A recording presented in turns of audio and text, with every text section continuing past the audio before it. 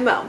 I read 14 books in June, and somehow I left 3 of them out of my wrap-up. So you can see my wrap-up listed down below with all the other books that I read. I don't know exactly how I did this. I think that I think about and talk to myself a lot about what I'm going to say about the books going throughout my day as I'm doing other things. So when I get a chance to film, I can come on here and just film what I'm going to say, and somehow I didn't talk about these 3 books. So the 3 books that I forgot in June were Slow Time Between the Stars, which is by John Scalzi. This is the second John Scalzi book that I have read. I also read Red Shirts, and I did like Red Shirts. I did think it was a little like wholesome at the end, and I would say the same for Slow Time Between Stars. Slow Time Between Stars did remind me also of Murderbot, because we are dealing with a sentient artificial life form, this time in the shape of a ship. So this ship goes out to the slow time between stars and contemplates life and thinks about things and talks to itself in kind of a diary entry form that maybe someday we'll find, and that's kind of what we're reading now.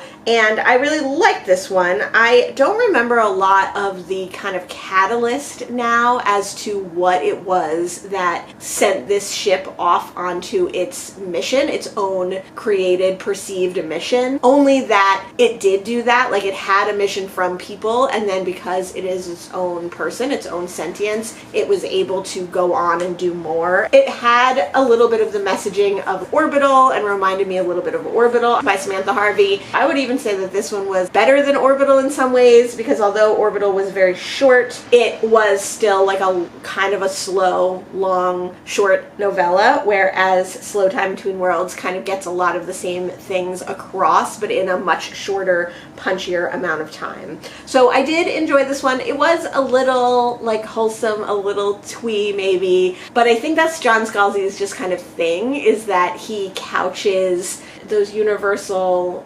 messages, those wholesome messages in different styles of sci-fi writing. So Red Shirts is very funny, very tongue-in-cheek, but it obviously has messaging, and then Slow Time Between Stars is much more existential, like much more solitary, much more reflective. But I enjoyed it, and I would definitely continue to read more from him, and I think I would definitely read more short stories if I came across them, because I did like that one. The next book that I read in June was also a short story, and that was The Other Side of the Road by Andrea Bartz. I've never read any Andrea Bartz before, but I did read one of her sister's book, Julia Bartz. I've often heard them compared to each other, but not like in a favorable light. Like people who really, really love Julia Bartz, who does more kind of thrillers and zany, violent, queer work. If people like that kind of story, they don't tend to like Andrea Bartz, which I think mostly focuses on more domestic, quieter thrillers, a little bit less out there, a little bit less violent, but I really, really liked The Other Side of the Road. I didn't 100% know where it was going or what was going to happen, because this is such a short story. I like that I was a little bit surprised. The Other Side of the Road is about a couple who moved to upstate New York, seemingly to like their dream home,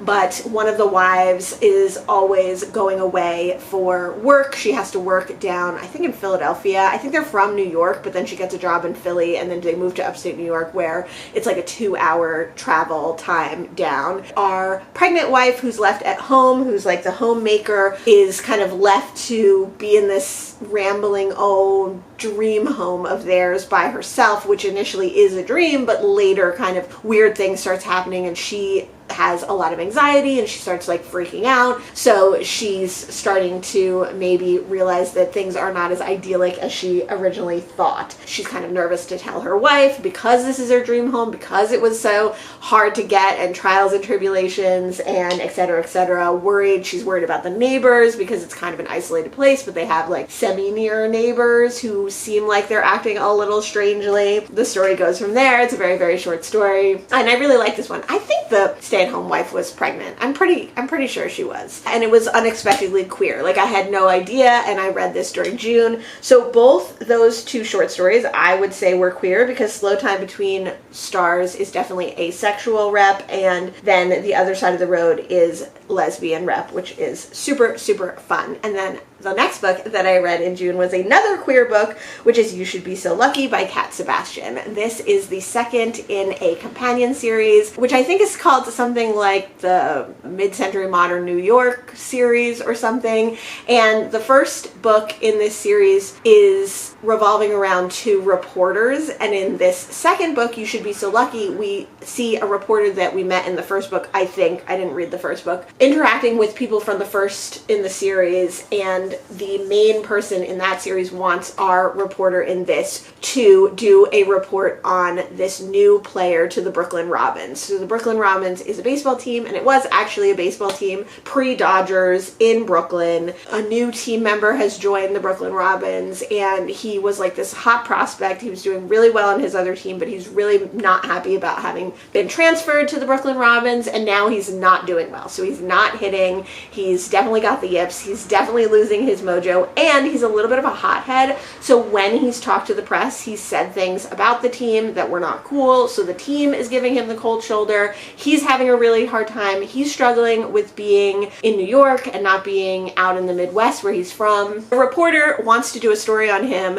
which is like a diary entry, so it would be like give a little more insight into the player and like what's going on. So those are our two main characters, and of course, because they have to work on this story together, they end up getting closer. They're both queer. The reporter is out like as much as he can be, but of course our baseball player is not. As they recognize each other's queerness and as they start to form this bond, a lot of things become apparent, including that it could be really dangerous for them to be out at this time in this location and in this high profile baseball team.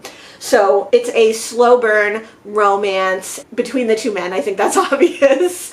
But it was really interesting. I really, really liked it. It took me a little while to get into. I read this one on audio as well. At first, I really didn't like the audio narration, or I couldn't get into it because it was like kind of old-timey, mid-century, like baseball reporter talk, which I've read quite a few books like that were actually written at that time or that are in that language because I read so many baseball books. So I grew to appreciate that aspect, but before I grew to appreciate it, it was a little bit difficult to get into. And once I found out more about the characters and once I saw their dynamic, I really liked it. I love yearning. I love slow burn. I really liked all the baseball in this. There was so much good baseball. I actually got a physical copy of this book, but I don't know what I did with it. So I did end up getting a used physical copy of this because I just thought it was so great. And there were so many good baseball quotes and ideas about baseball. And I just love baseball so much as a metaphor for life and as an example of team playing and as an example of the underdog and all of that good stuff that I just thought it had a lot of relevant things to say. Some of the things that it mentioned really did remind me of the book that I read, The Incredible World Champion Mets, or whatever that book was, which was a nonfiction book about the first Mets win of the World Series in 1968, I believe. I don't know, I just really love the vibe of it. I really like the feel. I would definitely go back and read the first in this series, and I would love to read more in this vein, the vein of contemporarily written, modern written, fictional stories set a little bit in the past about queer relationships.